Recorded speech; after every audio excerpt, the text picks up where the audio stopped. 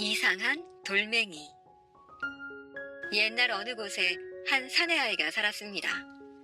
참 일하기를 싫어하는 아이였지요. 빈둥빈둥 빈둥거리며 놀기만 좋아했습니다. 나이 연하은 살 먹도록 일이라고는 한 번도 해본 적 없이 그렇게 놀기만 했답니다. 이 아이는 늙으신 홀어머니와 함께 사는데 어머니가 밤낮으로 남의 집 품을 팔아 겨우 입에 풀칠이나 하고 살았지요. 아들이 허구한 날 놀기만 하니까 어머니 고생이 이만저만이 아니었습니다. 하루는 이 아이가 개울가에 가서 종일토록 물장난이나 하면서 놀았지요. 실컷 놀다가 해가 저물어서 이제 집에 돌아가는데 뭔가 뒤에서 달그락 소리를 내며 따라오고 있었습니다. 딱 돌아보니 조그마한 돌멩이가 떼굴떼굴 구르면서 따라왔지요. 따라오다가 아이가 서면 저도 서고 아이가 가면 저도 가고 이러는 것이었어요. 치, 성가신 돌멩이로군. 이렇게 생각하고 아이는 그 돌멩이를 집어서 냅다 던져버렸습니다. 그러고 나서 또 길을 가는데 얼마 못 가서 또 달그락 소리가 나네요. 휙 뒤돌아보니 아까 그 돌멩이였어요. 언제 왔는지 또 떼굴떼굴 구르면서 따라오고 있었지요. 따라오다가 아이가 서면 자기도 서고 아이가 가면 자기도 가고 이러는 것이었어요. 뭐 이런 놈의 돌멩이가 다 있어? 그러고는 집어서 냅다 멀리 던져버렸습니다. 이번에는 아예 멀리 개울물 속에 던져 넣어버렸지요. 그리고 나서 또 길을 가는데 얼마 못 가서 또 달그락 소리가 나지 뭐예요. 휙 돌아보니 또 그놈의 돌멩이였습니다.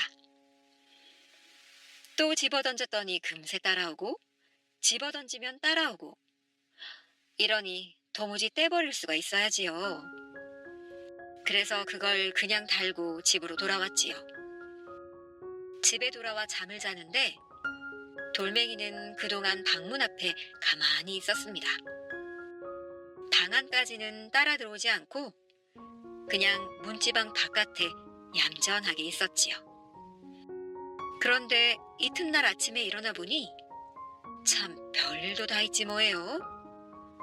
그놈의 돌멩이가 밤새 자라서 요강 단지만 해줬지 뭐예요.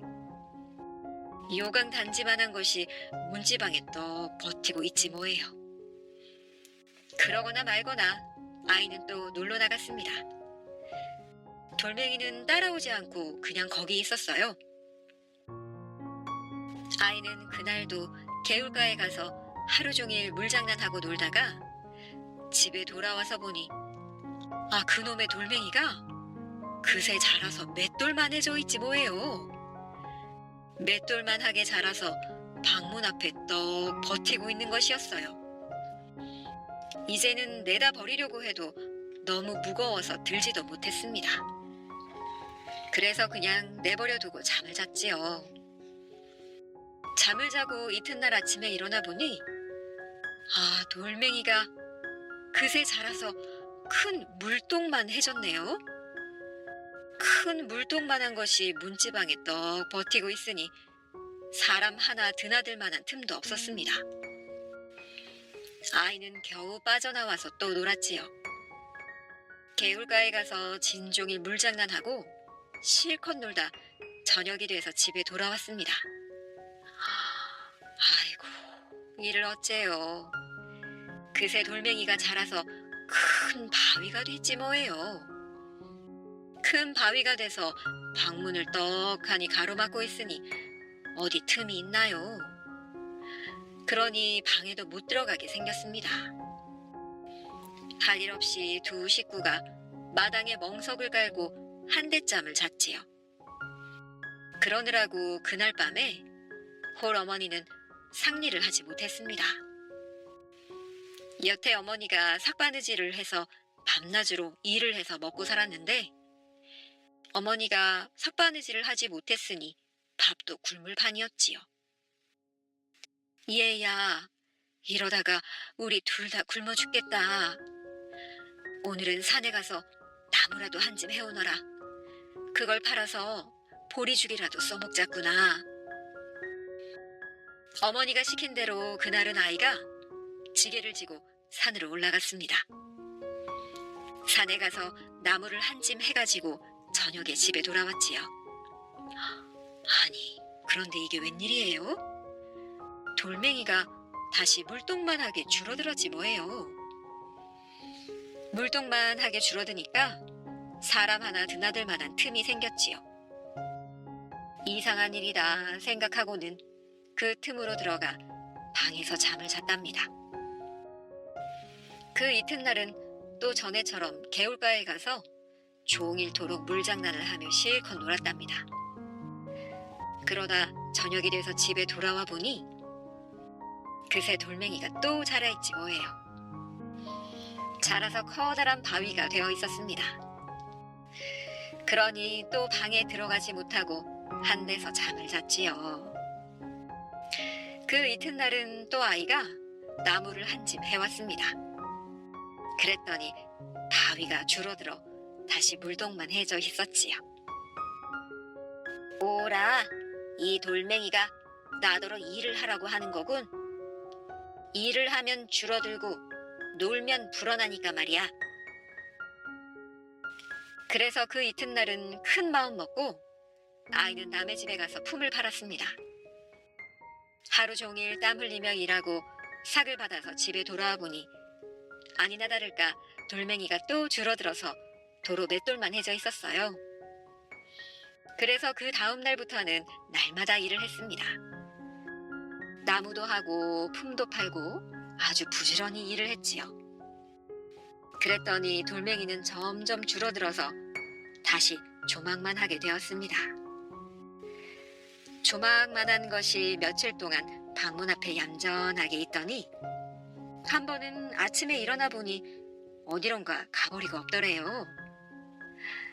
아이는 이제 일하는 것이 아주 몸에 익어서 돌멩이가 있으나 없으나 날마다 부지런히 일을 하게 되었습니다. 그렇게 부지런히 일을 하다 보니 이제 홀어머니의 고생도 덜고 살림도 점점 불어나고 그래서 잘 살게 되었지요. 그 돌멩이는 지금쯤 어디에 가 있을까요? 과거에 급제한 바보. 옛날 옛적에 참 고지식하고 어수룩한 아이가 살았습니다. 어찌나 고지식했던지 누가 뭘 시키면 꼭 고지고대로 할 줄만 알았지 딴 생각은 눈꼽만큼도 할 줄 몰랐지요. 그래서 다른 사람들에게 바보라고 놀림을 받았습니다.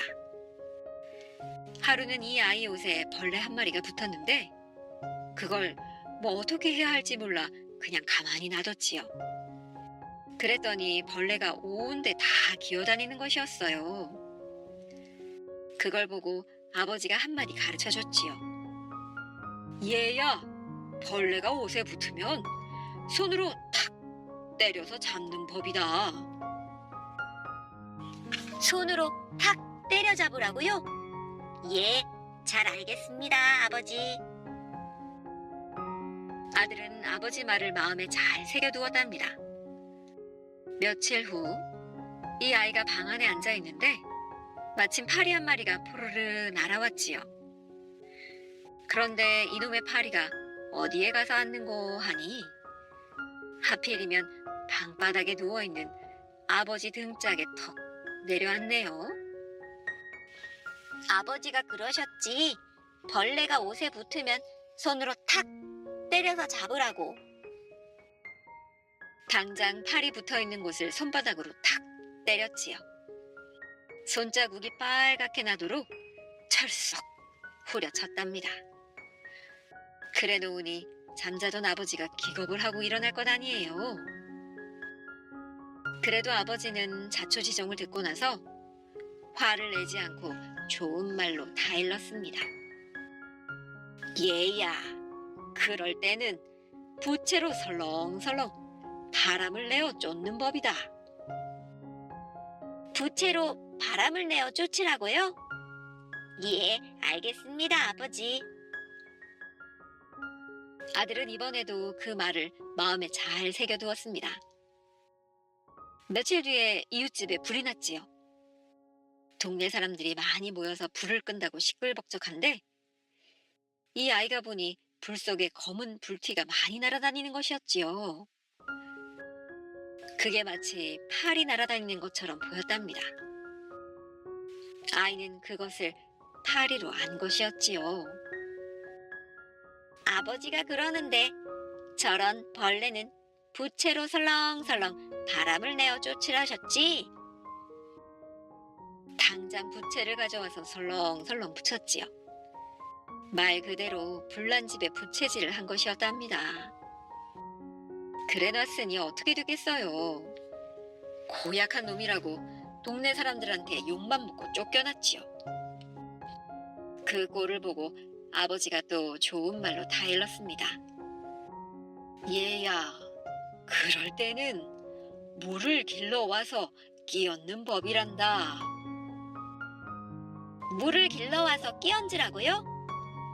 예, 잘 알겠습니다. 아들은 이번에도 그 말을 마음에 잘 새겨뒀지요.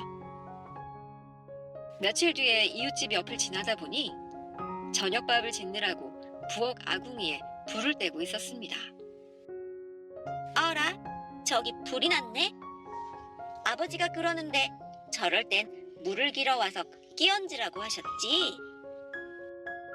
당장 물을 한 동이 길러와서 아이는 부엌 아궁이에 대고 끼얹고 말았습니다. 불 때는 아궁이에다 물을 끼얹어 놨으니 어떻게 됐겠어요. 주인이 노발대발 야단을 했지요. 이번에도 욕만 실컷 얻어먹고 쫓겨났답니다. 그 꼴을 보고 아버지가 허허 웃으면서 허허허 아이고 얘야 너처럼 하기도 쉽지 않으니 그것도 남이 못 따를 재주로구나 하고서 그날부터 아이를 데리고 앉아 글을 가르쳤습니다. 이 아이는 부지런히 글 공부를 했지요. 잠깐이라도 한눈 파는 법이 없고 아버지 말을 귓등으로 흘려듣는 법도 없었습니다.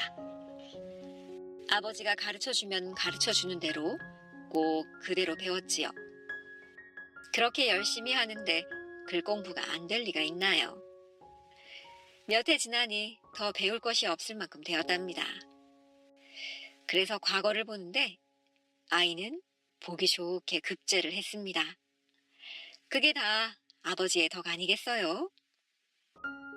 아무리 바보짓을 해도 야단치지 않고 그걸 다 재주 있는 것으로 봐주었으니까 말이에요. 호랑이가 된 효자. 옛날에 한 젊은 부부가 홀어머니를 모시고 살았습니다. 그런데 갑자기 어머니가 병이 들어 암만 애를 써도 낫지를 않았지요. 좋다는 약은 다 써보고 용하다는 의원은 다 불러다 보아도 차도가 없었습니다.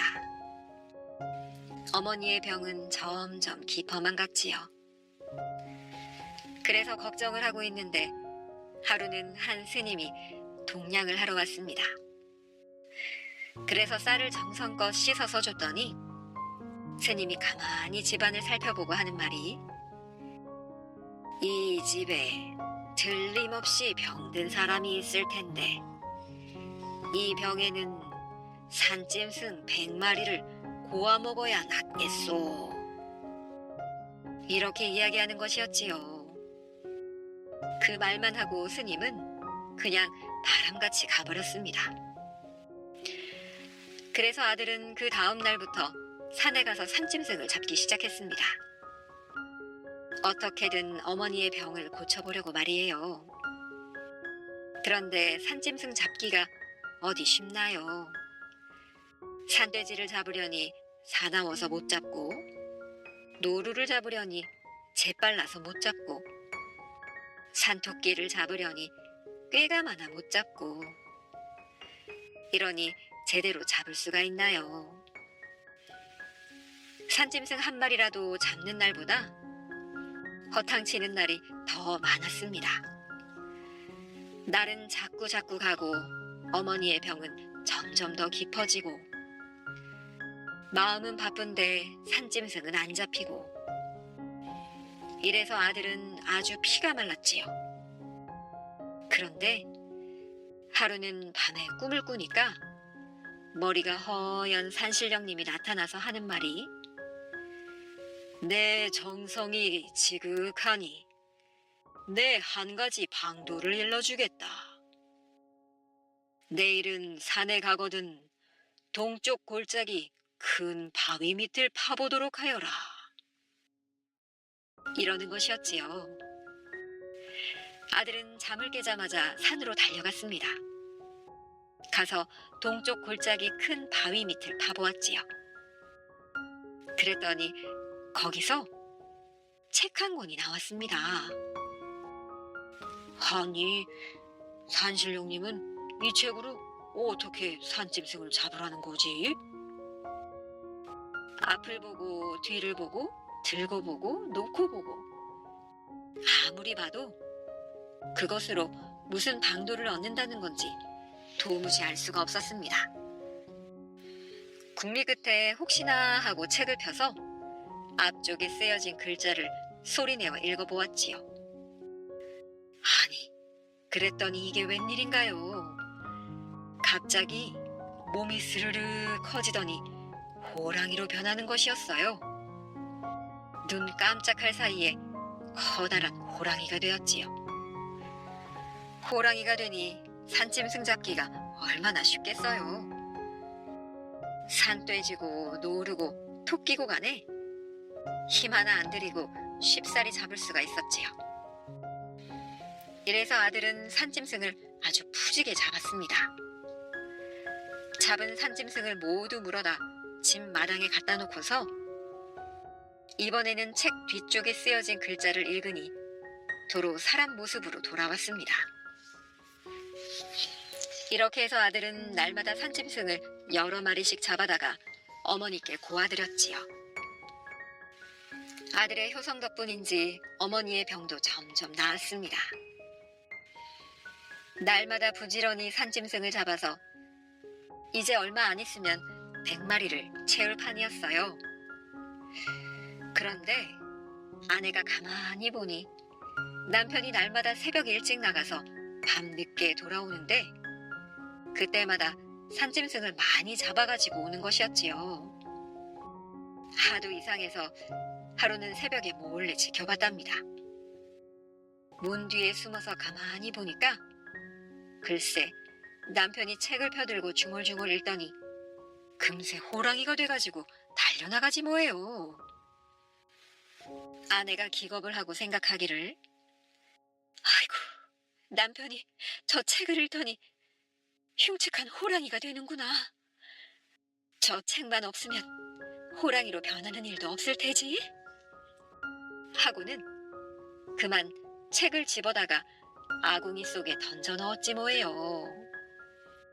그 바람에 책은 불에 활활 타서 없어져 버렸답니다. 그날 밤 아들이 산짐승을 잡아가지고 집에 돌아와서 책을 찾으니 책이 보일 리가 있나요? 책이 없으니 다시 사람으로 돌아올 수가 없었지요. 영영 사람으로 돌아오지 못하고 호랑이 모습 그대로 살아야 할 판이었지요. 아들은 어흥어흥 울면서 밤새 몸부림을 치다가 새벽녘에야 산으로 들어갔습니다. 산으로 들어가서 그 다음부터는 줄곧 호랑이로만 살았지요. 알쏭달쏭 수수께끼. 옛날 옛적에 아주 글 공부를 많이 한 선비가 살았습니다. 어려서부터 밤낮 없이 책을 읽어서 천자문, 동몽선습, 명심보감에다 소학, 통감, 사기 당류를 다 읽고서 대학, 중용, 논어, 맹자 안 읽은 책이 없었지요. 이쯤 되니 아는 것 많고 똑똑하기로는 세상에서 둘째가라면 서러워할 판이었습니다. 내가 이럴 게 아니라 세상 구경 다니면서 슬기겨름이나 해봐야겠다 하고는 하루는 아예 신들매를 조여매고 집을 나섰습니다. 누가 저보다 글 더 많이 읽고 아는 것 더 많은 사람 없나 하고 여기저기 돌아다니는 것이었지요. 그런데 어디를 가나 저보다 더 똑똑한 사람은 찾지 못했습니다. 다들 그저 고만고만했지 별나게 슬기로운 사람은 없었어요. 그러다가 한 번은 어느 산골 마을에 가게 되었습니다. 마침 갑자기 소나기가 내리기에 길가 주막집 처마 밑에 들어가 비를 긋는데 옆에서 조그마한 아이가 동생을 데리고 놀고 있었어요. 선비는 할 일도 없고 심심해서 아이들의 노는 모습을 지켜보고 있었지요. 조금 뒤에 안에서 아이들 어머니가 얘야 거기 빗자루 좀 가져오너라 하니까 예, 어머니. 하더니 이 아이가 빗자루를 강아지 꼬리에다 붙잡아 매는 것이었어요. 그러고는 어머니, 이제 강아지를 부르세요. 하지 뭐예요. 어머니가 강아지를 부르니까 강아지가 꼬리에 빗자루를 달고 쭈루르 달려갈 게 아니겠어요? 강아지한테 심부름을 시킨 셈이었지요. 오라, 비를 안 맞으려고 저런 꾀를 쓴 게로군. 허허, 참 똑똑한 아이로군. 이렇게 생각하고 선비가 아이에게 물었습니다. 얘야, 내 나이가 몇 살이냐? 그러니까 아이가 동생을 가리키면서 이렇게 말했지요. 내 나이에서 한 살을 떼다가 쟤를 주면 둘의 나이가 같아지고 쟤 나이에서 한 살을 떼다가 나를 주면 내 나이가 곱절이 됩니다. 이러는 것이었어요. 그것 참 맹랑하지요? 도대체 형은 몇 살이고 동생은 몇 살이란 말이에요. 이 선비는 한참 동안 끙끙 앓으면서 생각한 끝에 겨우 아이의 나이를 알아냈습니다. 그러고 나서 조금 있으니 번거지 쓴 사람들 여럿이 말을 타고 왁자지껄 소리를 떨면서 들어오고 있었어요.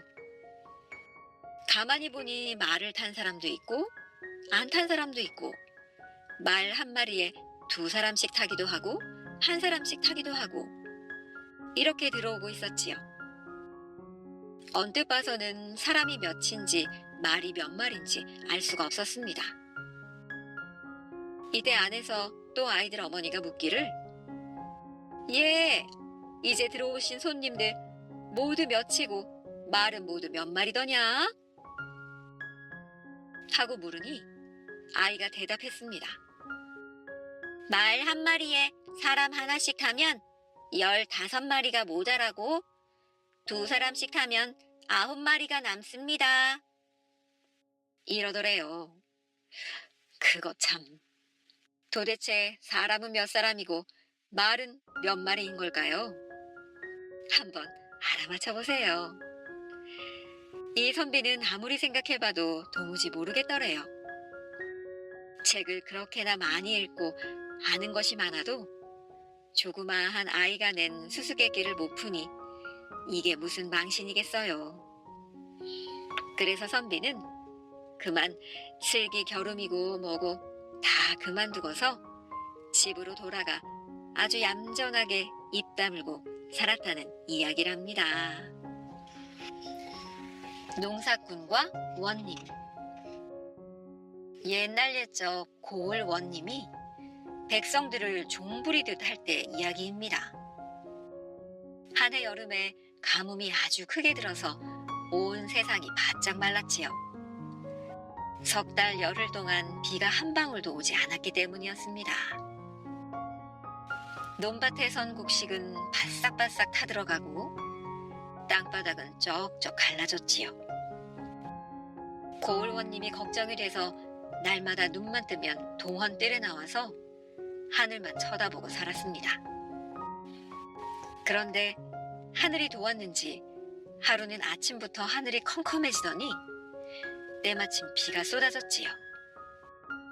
그것도 아주 큰 비가 쏴 하고 시원하게 잘도 내렸습니다. 헐쿠, 비가 오는군. 백성들이 좋아하겠는걸.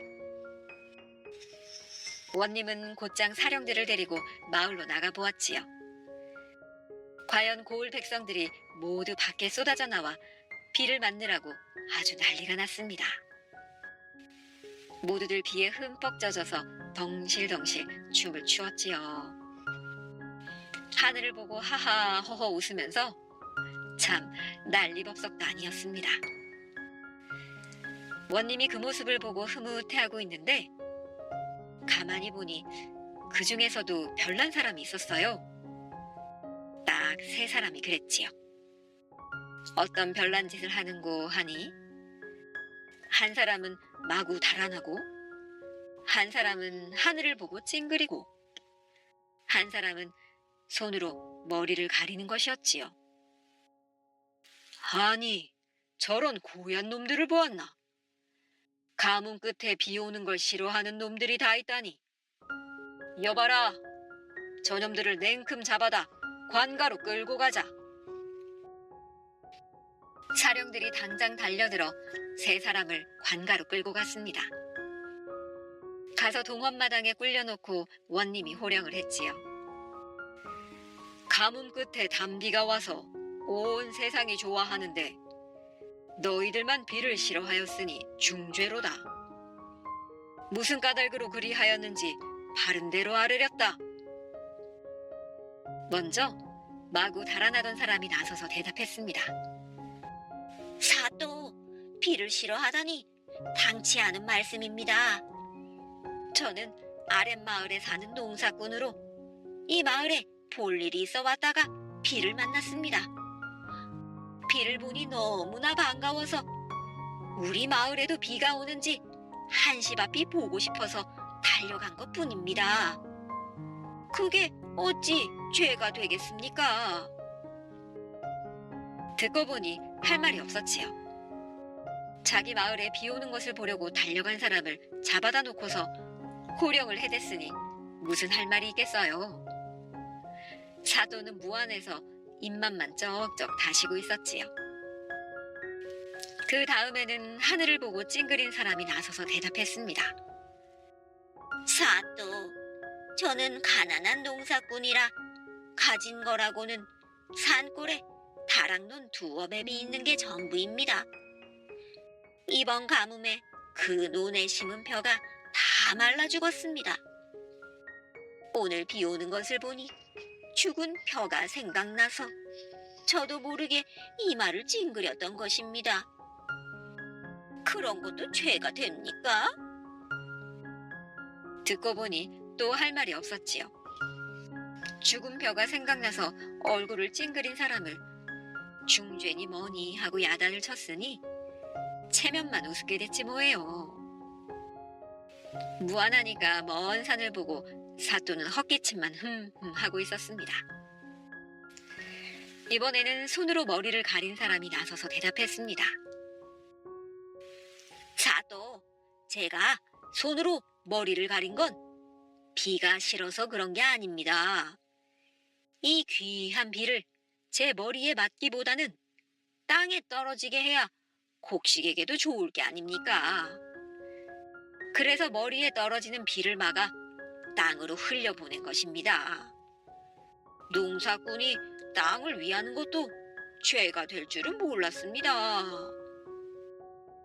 듣고 보니 다 옳은 말이었지요.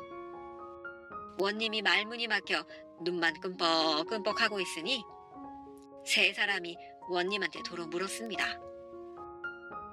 그런데 사또께서는 아까 행차하실 때 사령들이 받쳐주는 우산을 쓰고 계시더이다. 혹시 비 맞는 게 싫어서 그러신 것입니까? 그 말을 듣고 원님이 손을 내저으며 하는 말이 아닐세, 아니야. 그럴 리가 있나? 나도 자네들처럼 비 한 방울이라도 땅으로 흘려보내고 싶어서 그랬던 것일세. 하고 나서 자네들은 다 훌륭한 농사꾼이로군. 나도 짐작은 했네마는 혹시나 하고 한번 물어본 것이었다네. 이제 알았으니 그만 가보게나. 이렇게 이야기했더래요.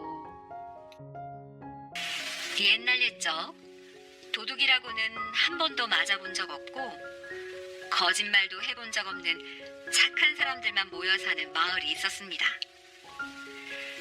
아이들은 서당에 모여 공부를 하고 어른들은 들판에 나가 농사를 짓고 오순도순 서로 도우며 다정하게 살아가는 정겨운 마을이었지요. 그러던 어느 날 서당에 있던 북과 벼루가 없어졌어요. 그 북과 벼루는 훈장님 집안에서 대대로 내려오는 귀한 보물인데 말이에요. 혼비백산한 훈장님은 온 집안 구석구석 샅샅이 뒤지고 살폈습니다. 하지만 끝내 북과 벼루는 보이지 않았지요. 결국 훈장님은 병이 나서 드러눕고 말았답니다. 며칠 뒤 똘똘이가 하얀 단지를 하나 들고 찾아왔습니다. 그러고는 훈장님 귀에 뭐라고 속삭였지요. 거참 좋은 생각이구나. 훈장님의 얼굴이 환해졌습니다. 훈장님은 곧 마을 사람들을 모두 불렀지요. 이 단지 안에는 100년을 산 개구리 한 마리가 들어있습니다. 이 개구리는 신통하게도 도둑의 손을 물어뜯는 재주가 있지요.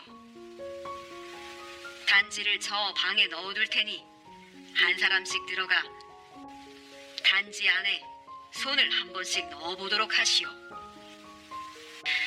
마을 사람들은 한 사람씩 차례로 방으로 들어가 조심스럽게 단지 안에 손을 넣었습니다. 훈장님과 똘똘이는 방에서 나오는 사람들의 손을 유심히 살폈지요. 그러다가 막 방에서 나오는 한 젊은이를 불러 세웠습니다. 젊은이가 쭈뼛거리며 다가왔지요. 자네는 손이 왜 그리 깨끗한가? 예? 젊은이는 고개를 갸웃하며 자기 손을 앞뒤로 뒤집어 보았답니다. 그 말에 마을 사람들은 단지에 넣었던 자신의 손을 들여다보았어요. 그랬더니 하나같이 손에 시커먼 먹물이 묻어 있었습니다. 사람들이 놀라서 웅성거리자 똘똘이가 앞으로 나서며 말했지요. 단지 안에 든 것은 100년 묵은 개구리가 아니라 먹물이었습니다. 단지에 넣은 손은 시커멓고 넣지 않은 손은 깨끗한 것이지요. 손이 깨끗한 사람, 그러니까 개구리에게 물릴 것이 두려워 단지에 손을 넣지 못한 사람이 바로 도둑입니다. 똘똘이의 말에 젊은이 얼굴빛이 하얗게 변했습니다. 젊은이는 털썩 무릎을 꿇고 자기가 붓과 벼루를 훔쳤다고 자백했지요. 사연을 들어보니 작년 봄에 젊은이 아버지가 꿀을 따서 박대감한테 팔았는데 그 꿀에서 쥐똥이 나왔다며 아버지를 광에 가두어 버렸다는 것이었지요. 관가에 호소할 고소장을 쓰려고 해도 가난해서 붓과 벼루 하나 없고 말이에요. 그래서 생각다 못한 젊은이는 서당에 있는 붓과 벼루를 훔쳤다는 것이었지요. 젊은이는 흐느껴 울며 잘못을 빌었습니다.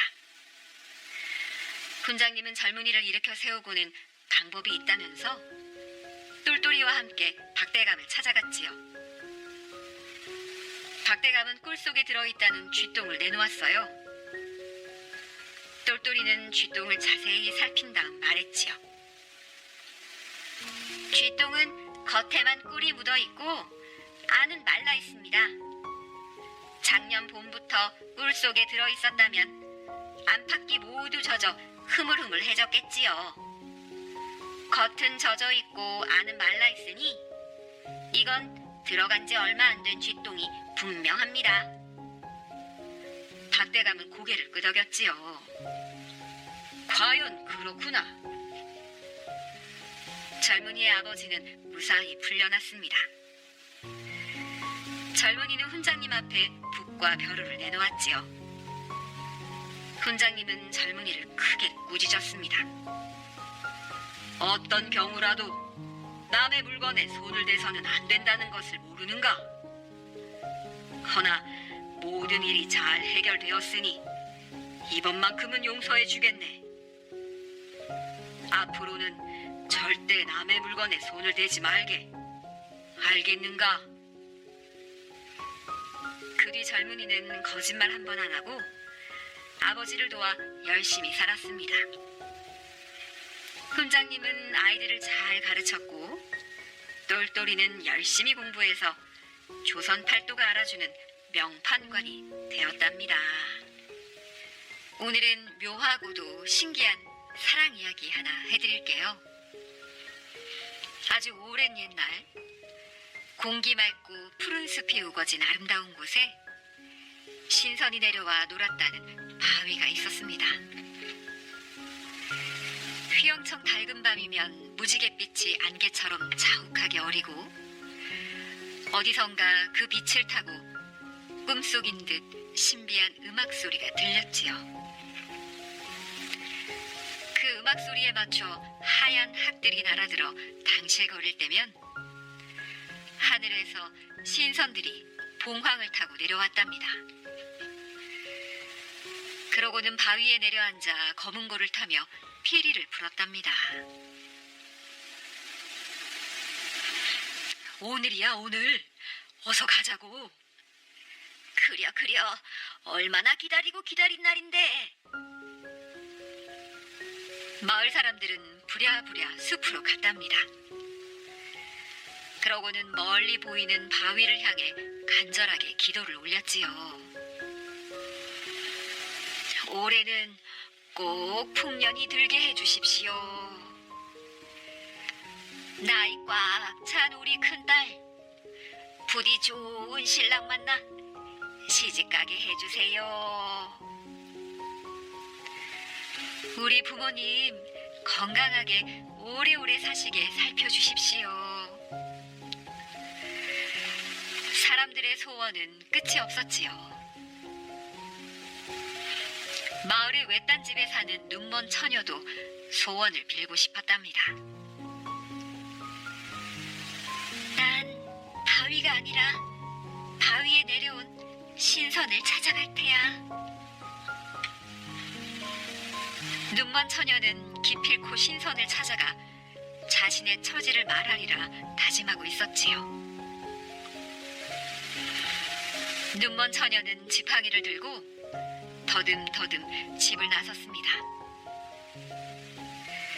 휘영청 밝은 달도 처녀에게는 아무런 소용이 없었지요. 처녀는 그저 아득하게 들려오는 음악 소리를 따라 아슬아슬 걸음을 옮겼습니다. 아, 어쩜 음악이 저리도 아름다울까? 눈먼 처녀는 음악 소리에 취한 듯 했습니다. 가시에 쿡 찔려 피가 나도 아이고,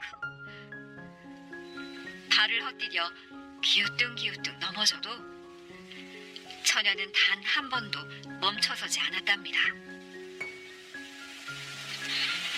이런 처녀의 애처로운 모습이 피리를 불고 있던 어느 신선의 눈에 띄었습니다.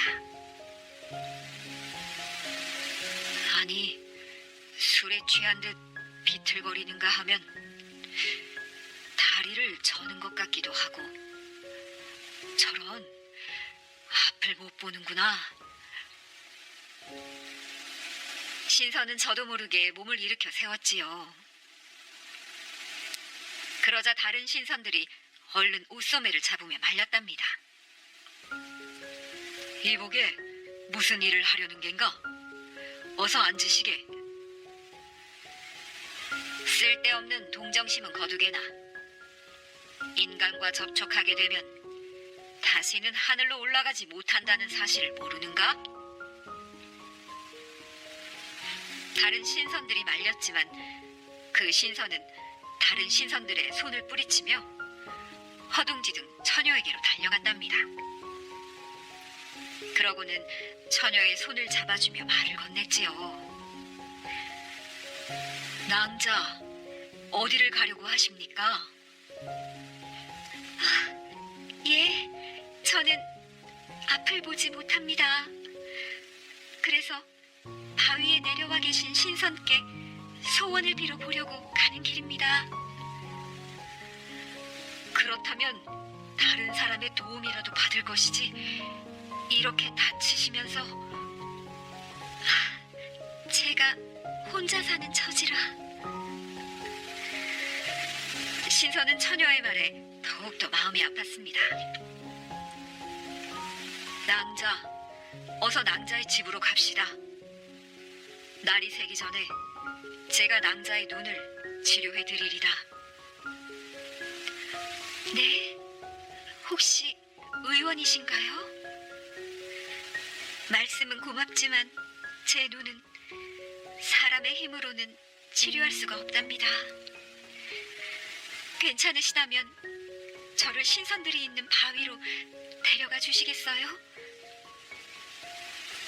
낭자, 제 말을 한번 믿어주시겠소? 정말 제가 낭자의 눈을 밝게 해드릴 수 있습니다. 정말인가요?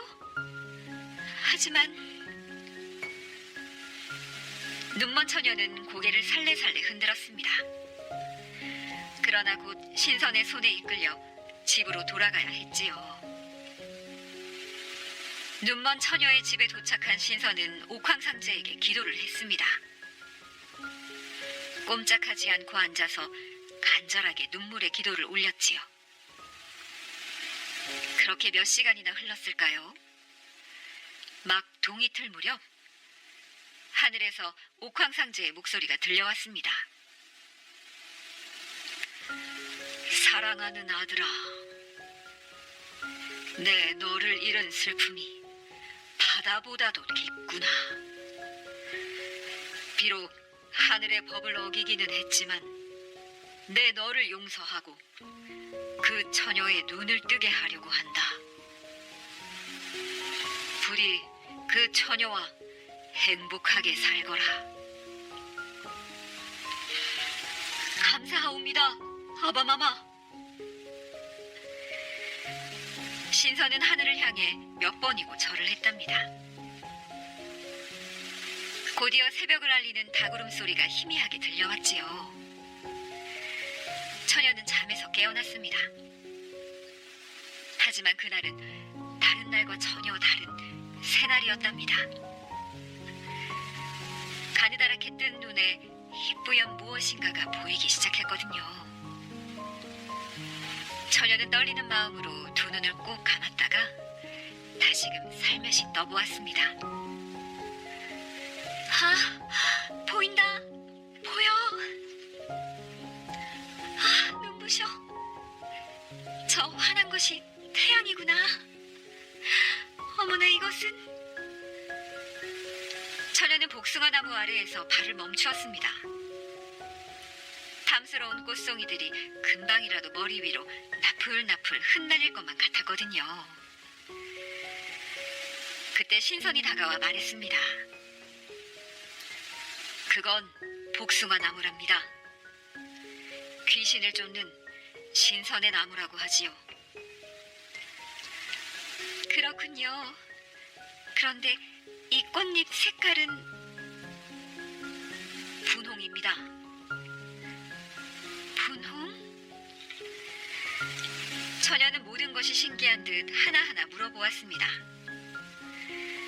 그럴 때마다 신선은 다정하게 대답해 주었지요. 모란꽃이 보고 싶습니다.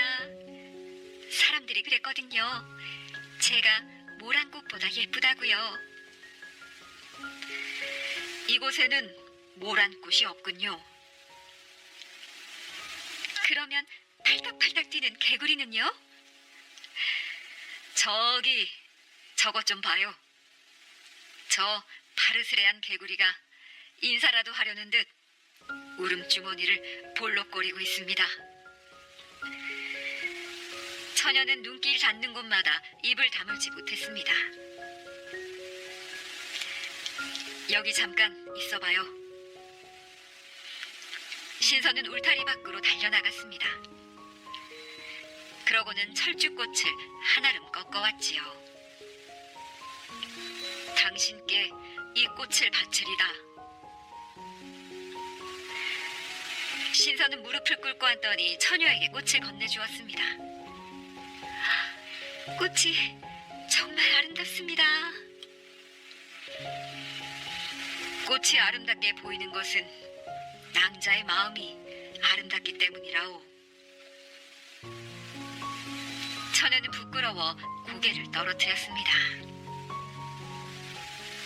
잠시 뒤 처녀가 떨리는 목소리로 수줍게 물었습니다. 그런데 제 눈을 뜨게 한 당신은 누구신가요? 낭자의 눈을 뜨게 한 것은 제가 아닙니다. 낭자의 마음이 갸륵하여 옥황상제께서 그대의 소원을 들어주신 거지요. 아니에요. 당신이 저를 위해 간절히 기도해 주신 덕분인걸요. 콩콩 쿵쿵. 두 사람의 심장은 서로를 보며 뛰었습니다. 그리고 사랑이 분홍빛으로 물들기 시작했습니다. 새들은 푸르르 찾아와 두 사람 곁에서 노래를 불렀지요. 봄향기 가득 실은 바람도 솔솔 불어왔답니다. 모든 것들이 두 사람의 사랑을 축복해 주었지요. 그날 이후로 바위에는 신선들이 내려오지 않았습니다. 하지만 사람들은 그 바위를 강선바위라고 부르기 시작했지요. 신선들이 내려오는 바위라는 뜻에서 말입니다. 그리고 그 바위는 지금까지 남아서 눈먼 처녀와 신선의 아름다운 사랑 이야기를 들려주고 있답니다.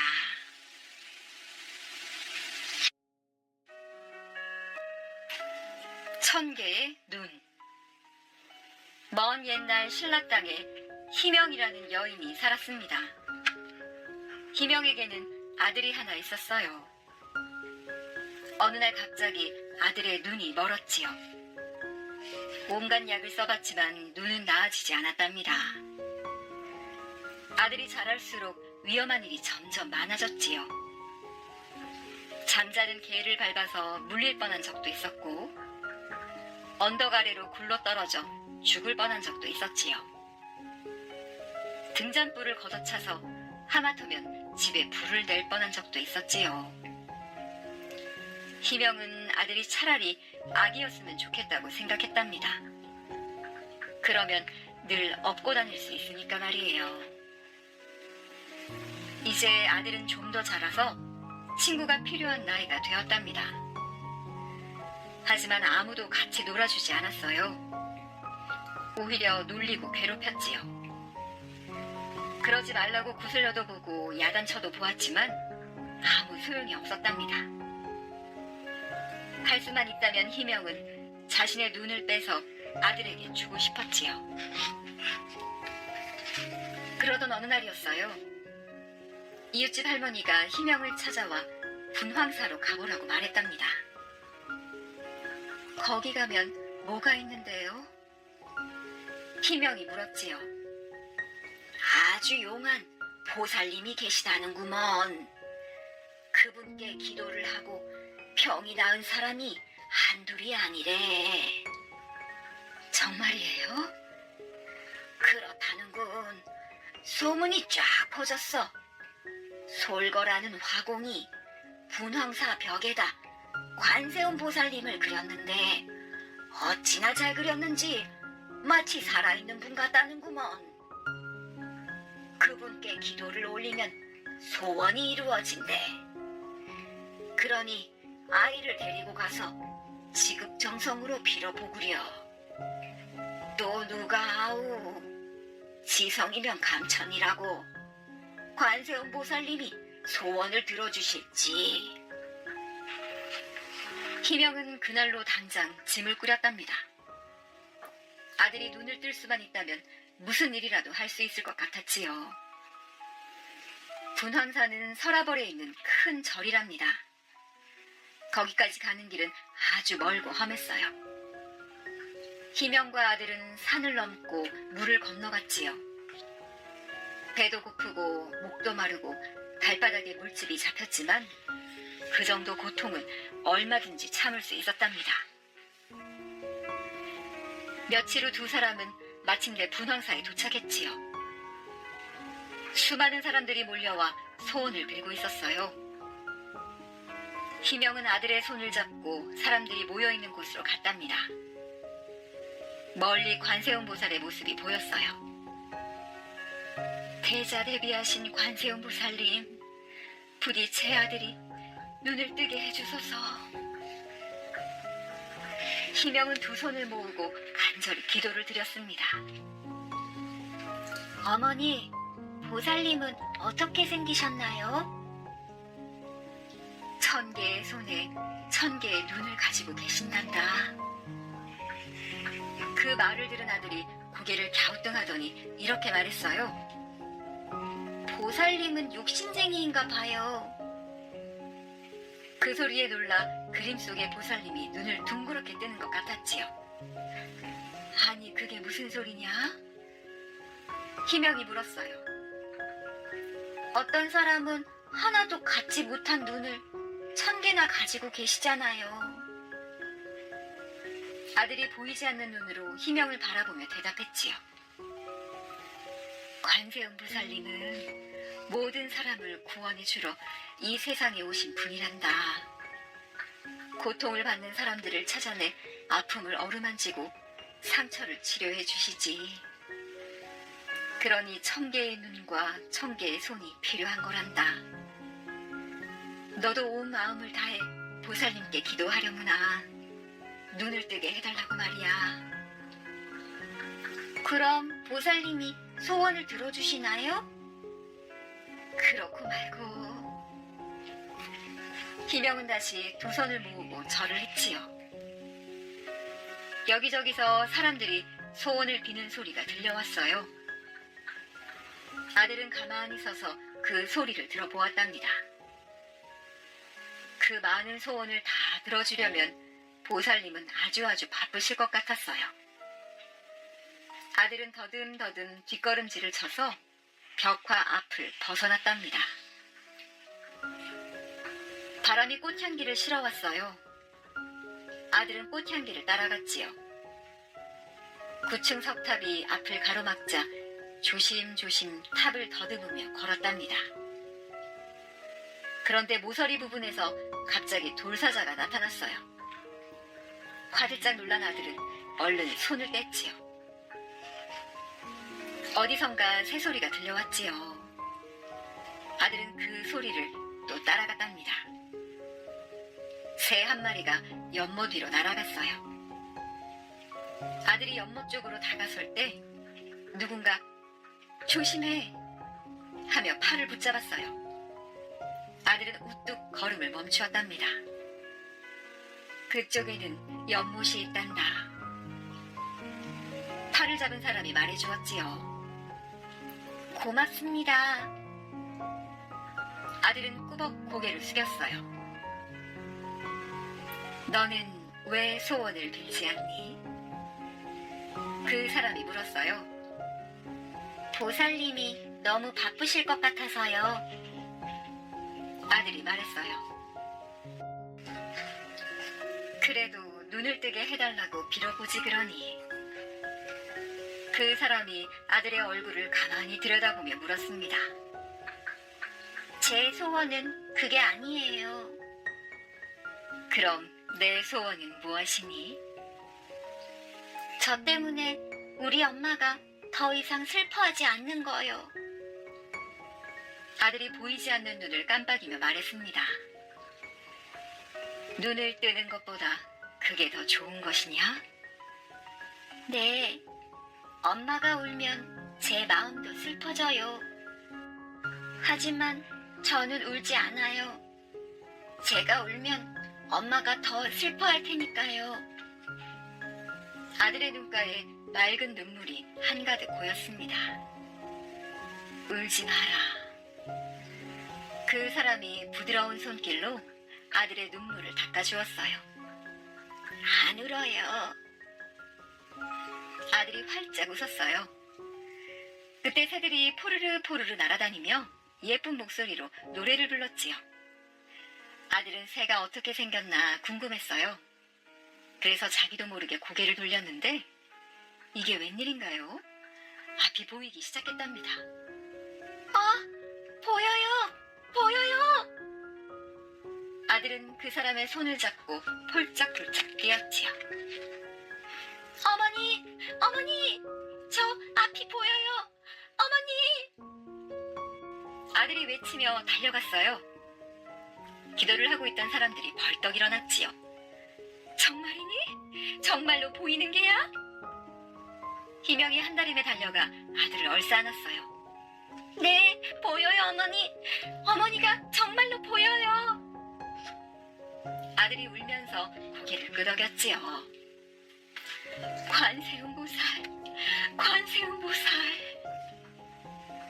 희명이 합장을 하고 고개를 숙였어요. 곁에 있던 사람들도 모두 희명을 따라했지요. 아들은 군중 속에 우뚝 선 채 벽화를 바라보았답니다. 조금 전 연못가에서 보았던 그 사람이 빙긋이 웃으며 아들을 내려다보고 있었어요. 저분이 관세음보살님인가요? 아들이 물었어요. 그렇단다. 희명이 감격에 겨운 얼굴로 아들을 바라보았지요. 보살님이 제게 눈 하나를 주셨나 봐요. 아들이 그렇게 말하며 1000개의 손 중 하나를 가리켰지요. 정말로 눈동자 하나가 사라지고 없었어요. 오, 이런 기적이 일어나다니. 사람들이 기뻐하며 덩실덩실 춤을 추었답니다. 처마 끝에 달린 풍경도 기쁨을 참지 못하고 덩그렁 노래를 불렀답니다.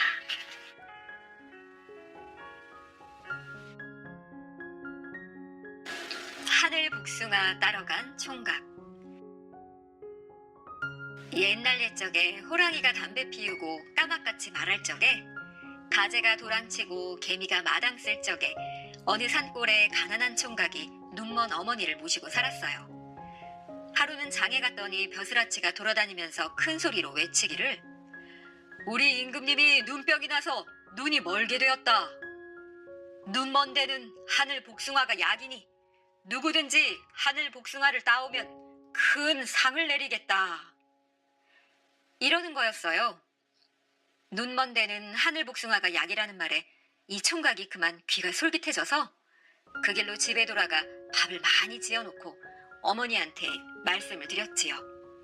어머니, 저는 하늘 복숭아 따러 갔다 올 테니 그동안 밥 굶지 말고 고이 계세요. 아셨지요? 그래. 내 걱정 말고 조심해서 갔다 오너라. 총각은 집을 나서서 정처도 없이 자꾸 갔지요. 가는 길을 모르니 그저 하늘을 보고 그쪽으로 자꾸만 갔어요. 산 위에 하늘이 보이면 산으로 올라가고, 강 건너에 하늘이 보이면 강을 건너서 갔지요. 몇 날 며칠 가다 보니 구름이 산꼭대기에 걸린 산이 나오기에 그 산으로 올라갔어요. 그 산은 숲풀산인데 우거진 소나무가 빽빽하게 들어차서 대낮에도 밤중처럼 어두컴컴했어요. 쌀이대로 초롱을 만들고 송진으로 불을 밝혀 앞을 보며 올라갔지요. 이래 만에 꼭대기에 올라가 보니 한 칸 초가집에 푸른 옷을 입은 사내 아이가 있었어요. 얘야, 하늘 복숭아는 어디에 가야 딸 수 있니? 이 산 너머 또 산이 있으니 그리로 가서 물어보세요. 그 산을 넘어 몇 날 며칠 가다 보니 구름이 산허리에 걸린 산이 나오기에 그 산으로 또 올라갔지요. 그 산은 가시덤불산인데 따가운 가시덤불이 빈틈없이 온 산을 메워서 뚫고 나갈 길이 없었어요. 나무 껍질로 갑옷을 만들어 입고 돌칼로 가시덤불을 쳐내어 길을 만들면서 올라갔지요. 두 일에 열 나흘 만에 꼭대기에 올라보니 두 칸 초가집에 누른 옷을 입은 처녀가 있었어요. 아가씨, 아가씨, 하늘 복숭아는 어디에 가야 있나요? 이 산 너머 또 산이 있으니 그리로 가서 물어보세요. 그 산을 넘어 몇 날 며칠을 가다 보니 구름이 산기슭에 걸린 산이 나오기에 그 산으로 올라갔어요. 그 산은 바위산인데 온 산이 미끄러운 바위투성이라서 잡을 곳도 없고 디딜 곳도 없었지요. 쇠돌을 3,000번 담금질해서 튼튼한 도끼를 만들어 바위에 자국을 내어 디디고 올라갔답니다. 새 일에 20하루 만에 꼭대기에 올라보니 색한 초가집에 붉은 옷을 입은 할아버지가 있었어요. 할아버지, 할아버지, 하늘 복숭아는 어디에 있나요? 어둠길 백리, 가시밭길 천리, 미끄럼길 만리, 나는 새도 못 올라온다는 이곳에 사람이 오기는 처음일세. 저 동굴로 들어가 99걸음을 걷되 주춤대지도 않고 뒷걸음질도 안 한다면 하늘 복숭아를 볼 수 있을 게야. 초가집 뒤에 동굴이 있기에 총각은 그 안으로 들어갔어요. 동굴 안은 캄캄해서 한치 앞이 안 보였지요. 눈을 딱 감고 99걸음을 걸었어요. 주춤대지도 않고 뒷걸음질도 안 하고 곧장 앞으로 걸어갔지요. 마지막 걸음에 눈을 떠보니 갑자기 동굴 안이 환해지면서 딴 세상이 나타났어요. 산도 있고 들도 있고 집도 있는 마을인데 그 마을 한가운데에 커다란 복숭아 나무가 한 그루 있었지요. 총각은 복숭아 나무에서 복숭아를 땄어요. 맨 처음 한 개를 따면서 이건 우리 어머니 드리고, 또 한 개를 따면서 이건 우리 임금님 드리고, 또 한 개를 따면서 이건 우리 백성들 드리고, 복숭아 3개를 따서 품에 넣고 가던 길을 되짚어 돌아왔지요. 바위산에 이르니 붉은 옷을 입은 할아버지가 따라 나서고, 가시덤불산에 이르니 누른 옷 입은 처녀가 따라 나서고, 수풀산에 이르니 푸른 옷 입은 사내 아이가 따라 나서서 4사람이 함께 돌아왔답니다. 돌아와서 복숭아 1개를 어머니께 드리니 어머니가 먹고 눈이 번쩍 떠졌어요. 또 1개를 임금에게 바치니 임금이 먹고 눈병이 씻은 듯이 나았답니다. 멀던 눈이 밝아졌어요. 또 1개를 잘게 썰어 온 나라 백성들 중 눈머니들에게 나누어 주니 모두 먹고 눈이 번쩍번쩍 뜨였어요. 산에서 온 3사람은 모두 총각과 한 식구가 되어 함께 살았어요.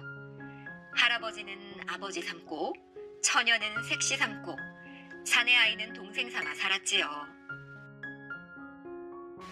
그런데 하늘 복숭아 먹고 눈을 뜬 임금이 그만 욕심이 났어요. 무엇에 욕심이 났는고 하니 하늘에서 온 색시가 어찌나 이쁜지 빼앗아서 후궁을 삼고 싶었지요. 그래서 남편을 불렀어요. 너 내일 나랑 장기를 한판 두자. 나는 돈 10,000냥을 걸 터이니 너는 내 색시를 걸거라. 이기는 사람이 다 차지하기로 하자. 임금 말을 거역했다가는 죽을 판이니 어떻게 하겠어요. 집에 돌아와서 이불을 덮어쓰고 끙끙 앓았지요. 하늘 복숭아를 따고 돌아온 새신랑은 평생 장기라고는 한 번도 둔 적이 없는데 어떻게 임금을 이기겠어요. 고운 색시만 빼앗기게 생겼지요. 그걸 보고 아버지가 물었어요. 하늘에서 데려와 아버지 삼은 할아버지 있잖아요. 왜 그러냐고 묻기에 일이 이만저만해서 색시를 잃게 됐다고 했지요. 그랬더니 아버지가 하는 말이 아무 걱정 말라고 하는 거였어요. 자기가 파리로 둔갑을 해서 장기판에 가 앉을 테니 장기를 둘 때 팔이 앉는 곳에만 두라는 거였어요.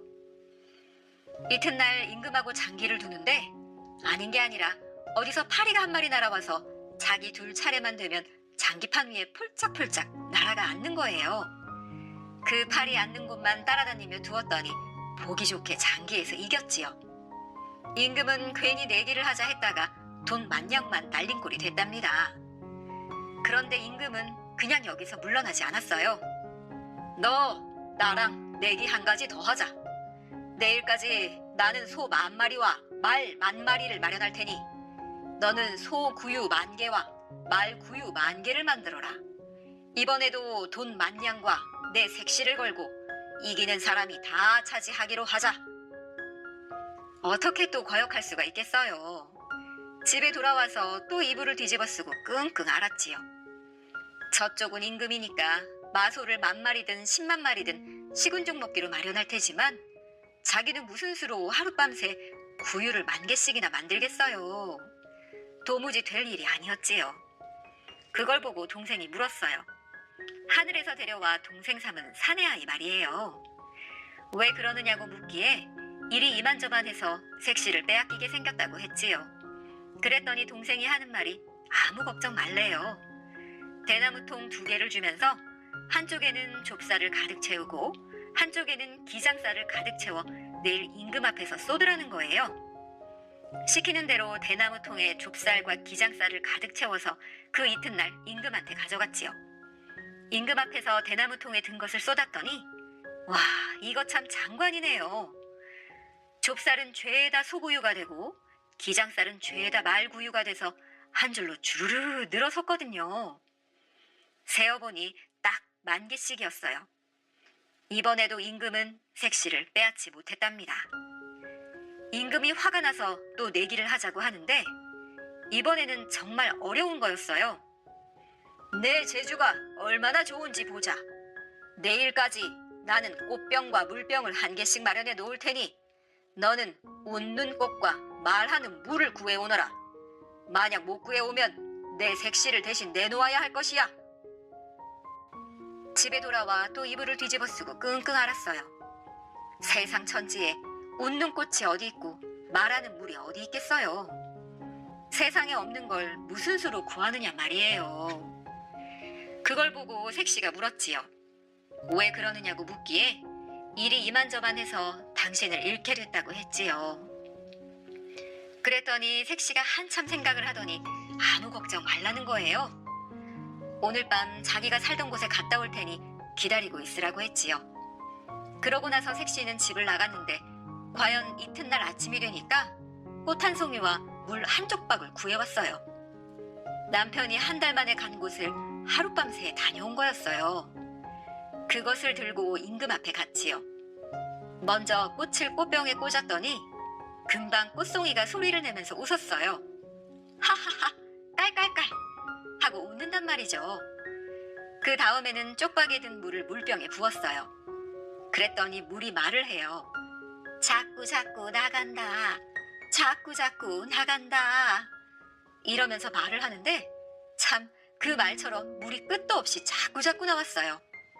조그마한 쪽박에서 물이 한도 끝도 없이 나와서는 물병에 차고 넘치고 방에 차고 넘치고 마루에도 차고 넘치고 사흘밤 사흘낮 동안 나와서 대궐이 온통 물에 다 잠겼지요.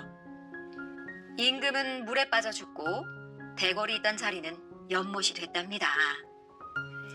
그리고 새신랑은 어떻게 됐냐고요?